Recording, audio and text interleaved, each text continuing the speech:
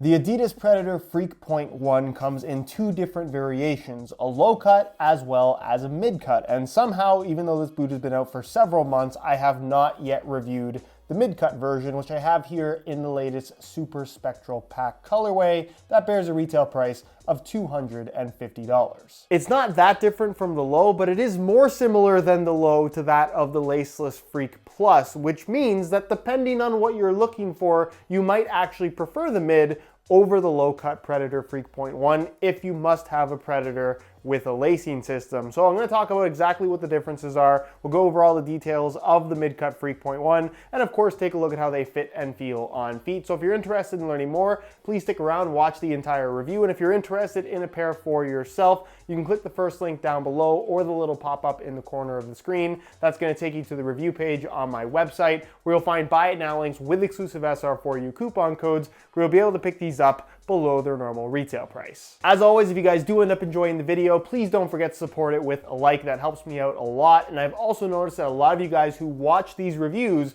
aren't actually subscribed to the channel. If that's you, it would mean a lot to me if you could hit that subscribe button along with the little bell notification so you get notified when the next new video goes live. First things first, I must say this Superspectral pack colorway looks incredible in person. The contrast of the pink with the black, the white stripes, and then the purple demon skin spikes flowing through the upper, that crackle pattern, it gives this boot an extremely aggressive and almost organic look to it. And while I'm not crazy about wearing pink boots, this is one of very few that I would actually wear, and it manages to make a pink boot look extremely aggressive, which I think is pretty difficult to do. The heel counter does have this kind of cool purple to black color shift to it, although it is a wearable finish on the surface. And then of course the stud plate in the forefoot is just pink plastic with some orange accents in the studs. Nonetheless, for pink boots, I'm a big fan of these, and this has to be my favorite regular colorway of the Predator Freak so far. So here's the low and here's the mid. And what's kind of interesting about this comparison is if we talk about the Nike brand, where with the Mercurial Vapor and Superfly, as well as both the low cut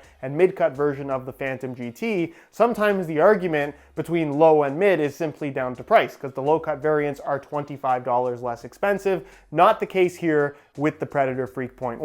Both of these boots retail for the same $250. So if price isn't a factor, then which one should you buy? And it does ultimately circle back to, do you prefer a mid-cut boot or do you prefer a low-cut boot, both in terms of looks as well as feel. Looks are totally subjective, and in terms of fit and comfort through the heel in particular, the construction is slightly different between the two, but ultimately they end up fitting and feeling very, very similar. So there's not a comfort difference if that's something that you were wondering. There is, however, a construction difference across the top of the foot, where if we look at the low cut model, you can see the weave of the prime knit material is significantly looser, and in general just doesn't provide the same tension. It's also reinforced on the underside by this extra piece of material to prevent it from stretching mainly towards the top. And then of course that prime knit just extends into the low cut design that you have for kind of this mock collar that so many knitted football boots have these days. In the case of the mid-cut variant, you're going to find that it too features elasticated prime knit across the top of the foot,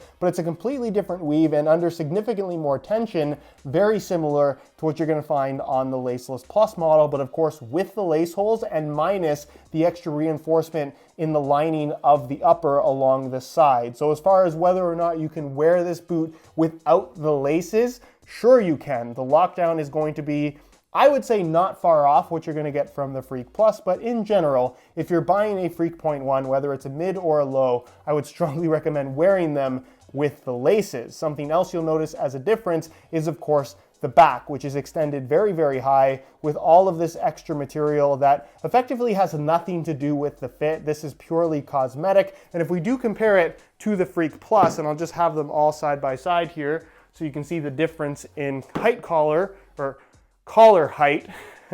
You can see with the top end Predators, the more expensive it gets, the closer the collar gets to the back of your knees. The elasticated prime knit section on the Freak.1 Mid also features the same construction as the laceless model, where they've separated the front part to the back part, which is actually pretty nice because you actually maintain more tension across the top of the foot because of that separation. And in general, the tightness of this prime knit compared to the low cut version is definitely noticeable. These are more difficult to put on. They fit a little bit tighter prior to tying the laces tight, but it must be said that once you do incorporate the laces by just tying them up, the tension and the lockdown and the overall fit of the boot does end up feeling pretty similar between the Freak.1 Mid and the Freak.1 Low. Beyond that, this is the same as all the other top-end versions of the Predator Freak, which is excellent because I think this is a phenomenal pair of football boots. The upper is a prime knit material, but it's very, very thin with no real padding to it, which means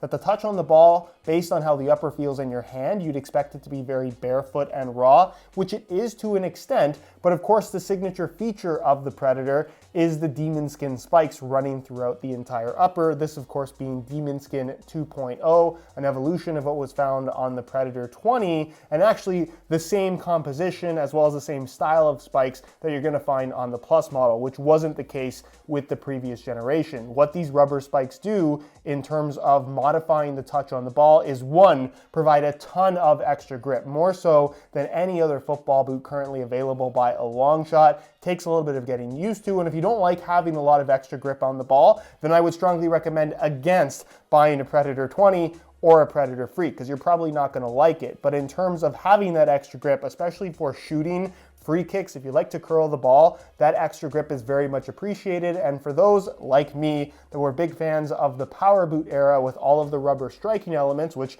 kind of was something that made the Predator name what it is today, this is somewhat reminiscent of that, but done in a much more modern way where it doesn't feel bulky. Like I mentioned, the prime knit is quite thin, but because these rubber spikes do have some kind of softness to them, there is a little bit of compression upon impact to where while the upper does feel thin, it doesn't feel like it's a true barefoot sensation. What you're really going to notice is that additional grip on the ball, which is something that I am personally a big fan of. Bypassing the lacing system and collar area, because we already talked about that, internally you're going to find a soft microfiber lining material with a decent amount of padding. It's very dark in there, so I can't show it to you all that well. And then the insole is fully removable. I'll give you guys a quick look at that. It's a pretty standard insole for the Adi brand in that it features this soft kind of microfiber suede liner on the surface, and it's made from a single layer of this black foam. And then moving to the base, you're going to find the split sole control frame, which is a carryover design from the previous generation of Predator. No issues with that though. It's got nice flexibility to it without feeling flimsy. A good solid base overall, I'd say. And then the stud pattern is pretty much the same layout we're used to seeing from the Adi brand.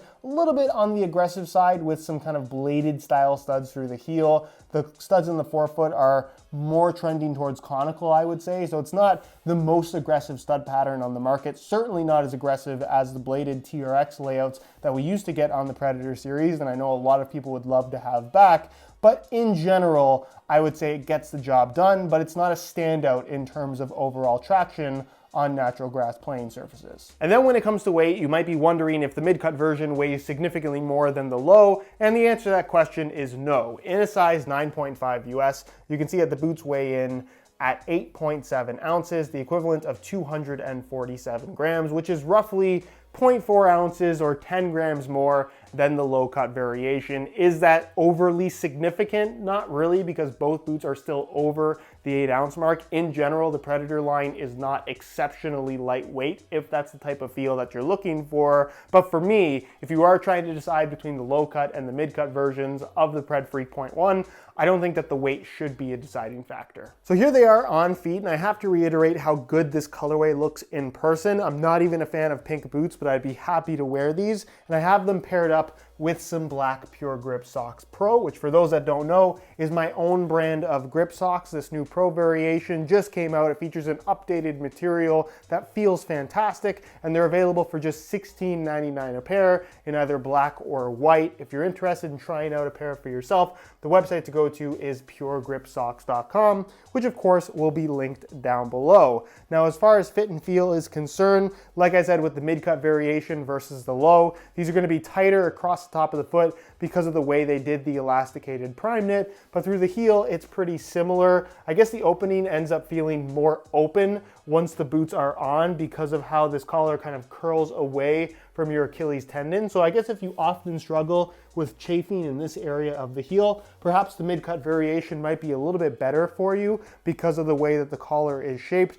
Otherwise, they feel pretty well the same with the laces tied tight. The shape of the Predator Freak, just like the Predator 20, is a little bit tighter through the midfoot and then it kind of flares out through the forefoot and toe box area. It's got that older style Predator feel to it, which some people love, some people hate. I don't know that I'm entirely in love with the shaping of this boot, but in general, they fit decently well. Just keep in mind there is some significant width through the forefoot especially, which might not work for every foot type. And I definitely don't think that these are a great option for people with really wide feet. And then as far as sizing is concerned, I'm wearing these in my usual size 9.5 US, and the fit and the length is perfect. So if you're looking to order a pair for yourself, I would strongly recommend going true to size in order to achieve the best possible fit. So in conclusion, just as I've been doing with the Predator Freak.1 Low, I can strongly recommend the Predator Freak.1 Mid. The demon skin spikes, the extra grip that they provide is unlike any other football boot on the market. The slight modifications to the upper make the boot ultimately feel more comfortable than the previous generation of Predator. And overall, the boot just does everything pretty well. Yes, it could be a little bit lighter. Yes, the traction could be that little bit more aggressive,